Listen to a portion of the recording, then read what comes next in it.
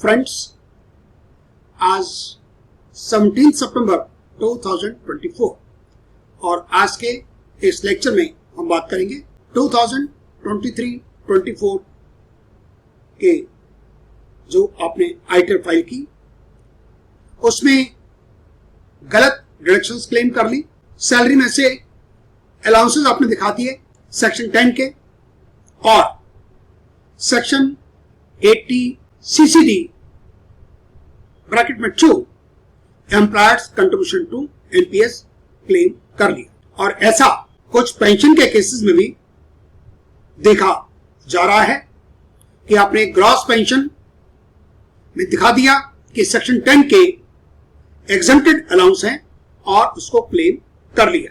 इस वजह से कुछ केसेस में डिफेक्टिव का नोटिस इमीडिएटली आ गया, जिसमें रिफंड का केस था, जिसमें no refund no tax payable, उनको नोटिस कभी भी अब आ सकता है।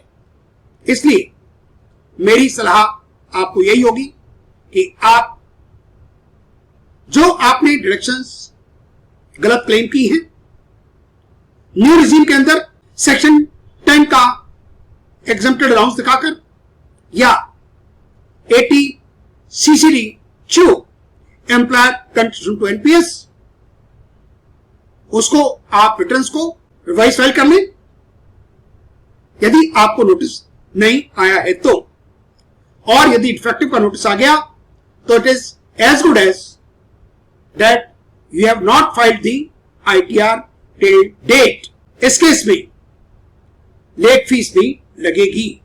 ये रिटर्न फाइल की गई 25 जून 2024 को और उसी दिन वेरीफाई भी हो गई और उसके अगले दिन डिफेक्टिव का नोटिस आ गया, जिसका कोई जवाब अभी तक नहीं दिया गया।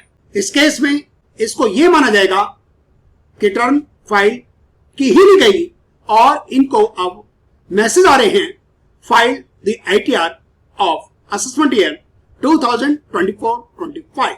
रिटर्न फाइल हुई है 25 जून 2024। टैक्सेबल इनकम 7,78,930 और TDS कट गया था 76,824 और ये न्यू रेजिम का केस है और रिफंड मांग लिया गया 42,620।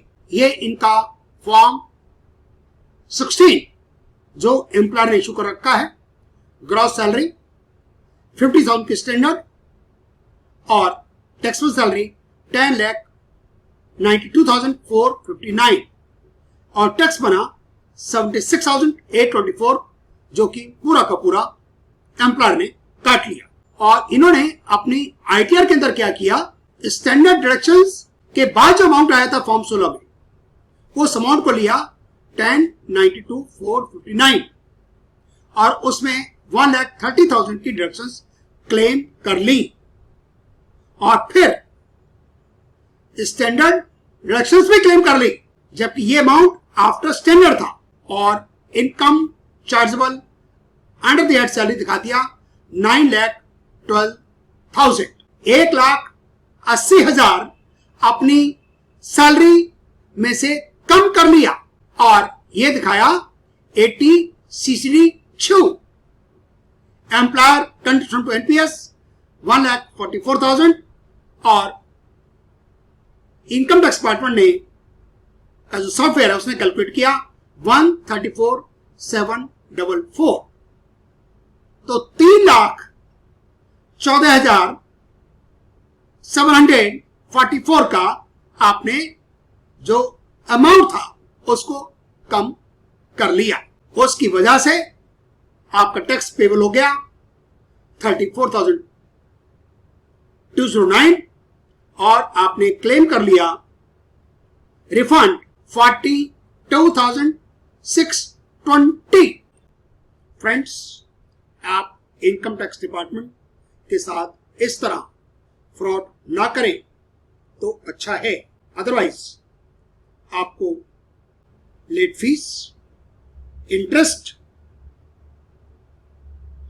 और पेनल्टी इसका भुगतान करना पड़ जाएगा।